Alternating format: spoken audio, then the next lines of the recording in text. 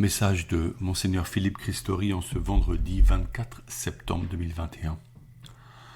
Nous venons d'entrer en automne, saison plus fraîche mais qui part la nature de belles couleurs.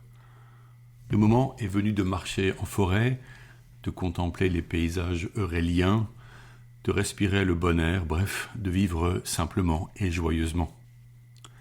Bertrand, nouveau diacre, était ordonné ce samedi 18 septembre avec le soutien de son épouse Marie-Agnès en présence de ses enfants. De nombreux diacres d'autres diocèses avaient pris place dans le chœur de la cathédrale pour l'entourer. Les amis étaient venus de loin, beaucoup du nord de la France, ce qui toucha mon cœur comme vous l'imaginez. Le diacre permanent est un homme choisi pour son sens du service, dont l'Assemblée des chrétiens confirme la probité et la foi. Il peut être célibataire, mais la plupart sont mariés. Sa mission est principalement au sein de sa paroisse, mais il n'est pas exclu qu'il anime la vie d'une aumônerie auprès de malades ou de prisonniers, qu'il soit en charge de la diaconie diocésaine, comme c'est le cas à Chartres, qu'il soutienne la formation des fidèles. Souvent, on le voit présider un mariage ou des funérailles. Il célèbre volontiers les baptêmes. Si sa mission le tourne vers les nécessiteux, il reçoit l'appel d'annoncer et d'enseigner la parole de Dieu. Enfin, il assiste l'évêque ou le prêtre à l'autel pour la célébration de la Sainte Messe. Comment discerne-t-on cet appel ? C'est normalement le curé qui reconnaît chez un homme ce sens du service et qui l'interpelle pour lui demander de prier avec son épouse avant de répondre. Ensuite, un chemin de prière et de formation est proposé par le diocèse sur plusieurs années, adapté à la disponibilité de la personne.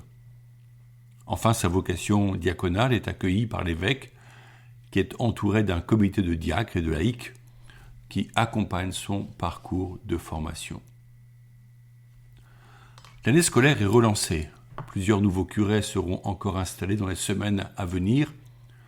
Les communautés paroissiales accueillent déjà les enfants pour le catéchisme et les divers groupes ont débuté. Les normes sanitaires ont certes creusé des distances entre les personnes et les paroisses. Cependant, elles ne nous privent plus de nous voir et de célébrer ensemble.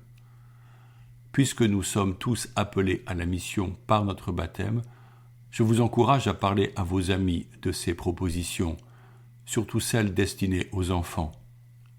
Beaucoup d'entre eux ne reçoivent pas d'éducation chrétienne par manque de suivi de notre part.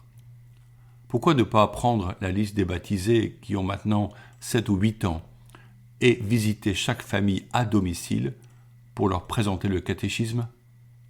Certes, il faut un peu d'audace, mais convenons que les messages et les courriers ne suffisent pas. Seule la rencontre est une vraie communication. Pour beaucoup de ces enfants, la vie de foi peut dépendre d'une seule de ces rencontres. De cela, nous sommes responsables pour leur bien et leur salut.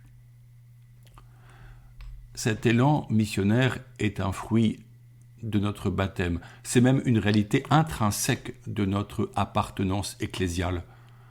Ce premier sacrement est la clé qui nous introduit dans notre vocation missionnaire.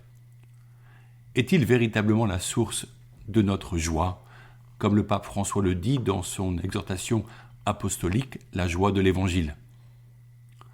Avançons dans la lecture de ces textes importants de son enseignement, avec le 3e chapitre qui parle de l'annonce de l'Évangile. Qui annonce l'Évangile ? C'est le peuple de Dieu en marche vers le Seigneur, c'est-à-dire l'Église rassemblée de toutes les nations. La vie dans l'esprit voulue par Jésus est le chemin pour entendre les appels et devenir l'instrument de cette annonce. Se mettre à son écoute est indispensable, car l'initiative divine est première. Elle vise le salut de toute personne, maintenant et pour l'éternité. Pour faire ce chemin de conversion, le fidèle a besoin d'être accompagné, d'où l'urgence de la fraternité dans nos paroisses, pour nous porter mutuellement dans la prière, pour goûter entre nous le pardon et la réconciliation, pour expérimenter la joie de l'annonce évangélique, pour être le ferment de Dieu dans notre humanité. il est nécessaire que les fidèles partagent la vie et la culture des personnes à évangéliser, comme le vivent les coopérants partis avec la DCC ou la Fidesco. Alors ils entendent intérieurement dans leur prière le langage de l'Esprit Saint qui parle et agit. Le pape dit que, je le cite, « Quand une communauté accueille l'annonce du salut, l'Esprit Saint féconde sa culture avec la force transformante de l'Évangile. » Evangelii Gaudium 116. L'œuvre de l'Esprit a donné au cours des siècles des fruits très divers. L'Église catholique en est le témoin singulier puisqu'elle vit sur les 5 continents. Aussi, les expressions de notre foi commune et unique sont multiples. Le pape ajoute que l'unité n'est jamais uniformité, mais une harmonie multiforme qui attire, au numéro 117. L'Esprit travaille lui-même le cœur et l'intelligence des hommes évangélisés, en purifiant leur culture de ce qui ne convient pas, comme la polygamie, la sorcellerie ou les castes, tout en bonifiant les semences du Verbe, expression du Concile Vatican II, qui sont autant de prémices à l'accueil de la révélation. Cette attitude de respect disposera les personnes à la confiance et à la découverte des sacrements et du trésor de notre vie spirituelle qui n'est pas centré sur des techniques de méditation ou des rites, mais bien la communion effective entre soi et le Seigneur Jésus vivant qui nous parle. L'objet de la foi est l'union à Dieu, le Père, en Jésus-Christ, dans le Saint-Esprit. Enfin, le pape redit que nous sommes tous appelés à être disciples missionnaires.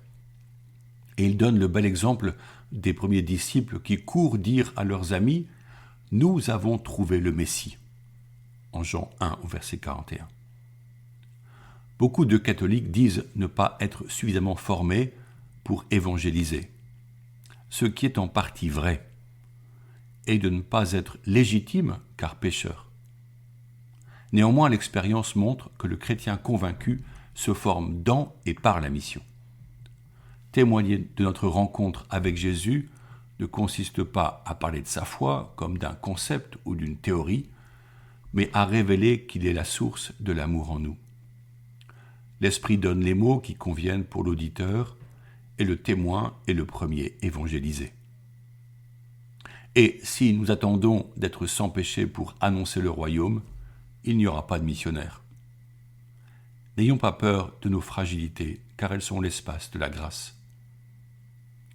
La société dans laquelle nous sommes témoins du Christ est en profonde mutation. Celui qui demeure le même, c'est Jésus. Il est notre paix. Aussi, j'aimerais conclure ce message sur un point de notre liturgie eucharistique qui concerne le signe de la paix. Celui-ci est prévu avant la communion eucharistique et les rubriques du missel précisent qu'il reste facultatif. Personnellement, j'aime le proposer car il vient en écho à plusieurs paroles de Jésus. Heureux les artisans de paix car ils seront appelés fils de Dieu. Matthieu 5 au verset 9. Et Jésus demande que nous allions vers nos frères et sœurs pour nous réconcilier avant de nous avancer à la table de communion. Jésus-Christ, alors que sa passion approche et que les disciples s'inquiètent, leur dit « Je vous laisse la paix, je vous donne ma paix. Ce n'est pas à la manière du monde que je vous la donne. » Jean 14 au verset 29. Sa paix est notre force face à nos inquiétudes. Saint Paul dit que Jésus est venu annoncer la bonne nouvelle de la paix pour vous qui étiez loin, la paix pour ceux qui étaient proches. Éphésiens 2 au verset 17. On appelle Jésus le prince de la paix. En accueillant sa paix, nous avons vocation à susciter la paix. La paix entre nations est le fruit d'un équilibre négocié, mais rarement accompagné d'un désarmement. La paix du Christ est un don plus grand, plénier, sa vie même. Se donner la paix va au-delà d'un geste aimable. C'est laisser Jésus-Christ présent dans l'Eucharistie, venir renouer, parfaire, réconcilier nos relations humaines. quel que soit le geste, un baiser, une accolade, une poignée de main, un salut, un sourire, prenons conscience que nous portons Jésus vers l'autre, qu'il passe à travers nous vers ce frère ou cette sœur qui est mon voisin dans l'assemblée. Ce n'est pas un geste pour se saluer. Aussi, mieux vaut prendre le temps de donner la paix à 1, 2 ou 3 personnes que de faire le tour des amis de manière superficielle car trop rapide. Donnons la paix à cette personne que nous ne connaissons pas et qui sera touchée par notre geste. Je vous souhaite un bon dimanche avec le Christ. Pensez à lire en famille les textes de la messe avant d'y participer, pour préparer vos enfants et vous-même à les entendre. Chantez les louanges du Seigneur pour y aller joyeusement, comme les Hébreux de retour d'exil à Babylone, lorsqu'ils voient Jérusalem, la cité de David dont ils ont rêvé durant 70 années. Je cite le psaume 125. Quand le Seigneur ramena les captifs à Sion, nous étions comme en rêve. Alors notre bouche était pleine de rire, nous poussions des cris de joie. Alors on disait parmi les nations, « Quelle merveille le Seigneur fait pour eux! Quelle merveille le Seigneur fit pour nous! Nous étions en grande fête. » Notre mission est de proclamer les merveilles faites par le Seigneur, comment le dirons-nous à nos proches? Prions encore et souvent pour les vocations, demandons au Maître des ouvriers pour sa moisson. Vierge Marie, Mère du Christ prêtre, Mère des prêtres du monde entier, vous aimez tout particulièrement les prêtres parce qu'ils sont les images vivantes de votre Fils unique. Vous avez aidé Jésus par toute votre vie terrestre et vous l'aidez encore dans le ciel. Nous vous en supplions, priez pour les prêtres, priez le Père des cieux pour qu'il envoie des ouvriers à sa moisson. Priez pour que nous ayons toujours des prêtres qui nous donnent les sacrements, nous expliquent l'évangile du Christ et nous enseignent à devenir de vrais enfants de Dieu. Vierge Marie, demandez vous-même à Dieu le Père les prêtres dont nous avons tant besoin. Et puisque votre cœur a tout pouvoir sur lui, obtenez-nous, ô Marie, des prêtres qui soient des saints. Amen.